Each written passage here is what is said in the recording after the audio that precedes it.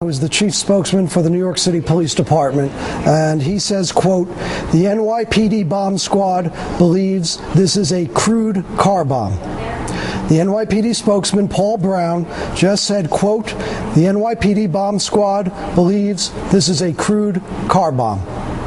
That the spokesman from the New York City Police Department, he says in the next half hour, the mayor of the city of New York and the police commissioner, Ray Kelly, will be holding a briefing to explain more about this case.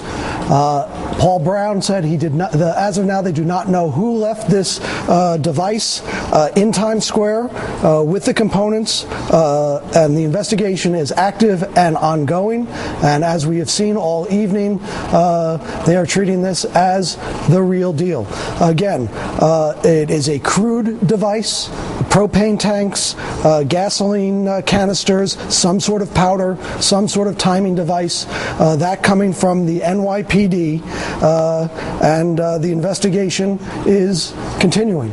The FBI is assisting, the ATF is assisting, all members of the Joint Terrorism Task Force. We were told that there were at least 2 squads responding from the JTTF to assist on this case. There is a line in a New York Times story that I am told is not correct. There's a line that a federal official said it's not considered a terror threat, and the NYPD has asked the Homeland Security to stand down. We're told that may be some sort of miscommunication, but as of now, the NYPD continues to consider this a serious situation, and they continue to investigate. Again, Paul Brown, the spokesman for the NYPD, quote, "The NYPD bomb squad believes this is a crude car bomb." Jonathan, thank you for that. I want to get to Evan Coleman, our terrorism analyst, right now. Evan, do you hear me? Are you still on the phone right now? Evan, are you there? Yeah, I'm here right now. So let me just pose this to you quickly. When they describe it as a crude car bomb, as the NYPD is, at some point, isn't that what a car bomb is? It is by nature crude. It's a variety of devices and others that are thrown together. Sometimes I imagine more sophisticated the effort. But at some point, a crude car bomb or not, if it has the potential to explode, if it has the potential to ignite, it doesn't matter how crude it is. It can do all the damage that the person desired. Well, no, but it's a clue to who might have put this there. And again, this draws back to the parallel of what happened in June of 2007 in the United Kingdom. In the same way, when investigators looked at the car bombs in that case, at first, they didn't really know what they were looking at because it looked like something out of a Tom and Jerry cartoon. I mean, it was metal wires wrapped around what was supposed to be a detonator, and someone's very crude interpretation of what they needed to do to ignite these gas canisters and these fuel tanks. And in the same sense, there was, again, eyewitness reports of some kind of hazy gas substance inside of the vehicle, someone trying to set alight these propane canisters with this detonator, but it's failing. And again, the idea of it being a very, very crude device. Now, what does this tell us? Well, this was not what Najib al-Azazi was building. The guys that just pled guilty in regards to the New York City subway plot, they were trying to build something out of acetone peroxide. That's a more sophisticated kind of thing. That's something that you're actually building something. You're making explosives. You're not just wiring something around and trying to set it alight. So, this is a less sophisticated device. If that's what it is, it's a less sophisticated device. It suggests to us that likely the people that did this either are homegrown extremists or did not receive very significant training in what they were doing. And that right there tells us a lot, and especially for the New York Police Department, because the NYPD has a tremendous intelligence division, especially with regards to counterterrorism. And they look to local threats here in this area, people that are homegrown extremists who are likely to perpetrate at least what this appears to be, which is a crude car bombing.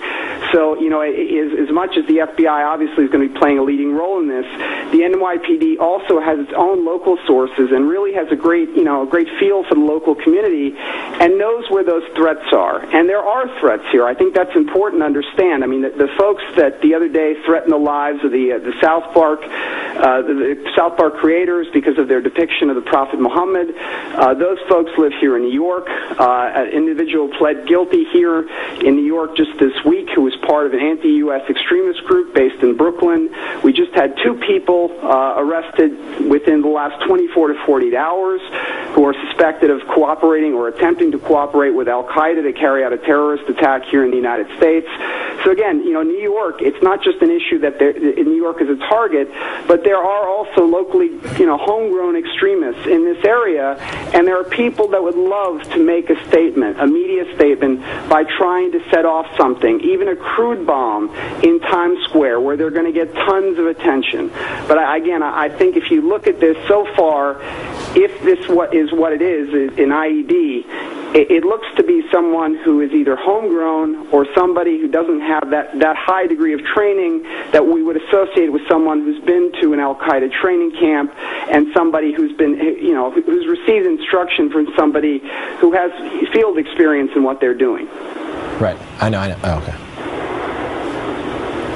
Evan Coleman, who's been joining us, our NBC News terrorism analyst. We want to make it very clear at this point, any correlation, any relationship to the I guess we should say, the controversy that surrounded a recent South Park episode that involved Muhammad. At this point, we have no idea what, if any, relationship, obviously, that has to this at this point. What we do know is the following. At now roughly 10 minutes after 1 o'clock in New York City, for now going on about nearly 7 hours, New York City's Times Square has effectively been shut down as a result of what NYPD is now telling NBC News is what they suspect to have been a crude car bomb in the back of a dark-colored SUV, a dark-colored Nissan Pathfinder, as it was described to us. Our colleague Jonathan Dienst just a short time ago spoke to the police spokesperson for the New York Police Department. We know that the police department has been updating us as best it can on this, because this is not just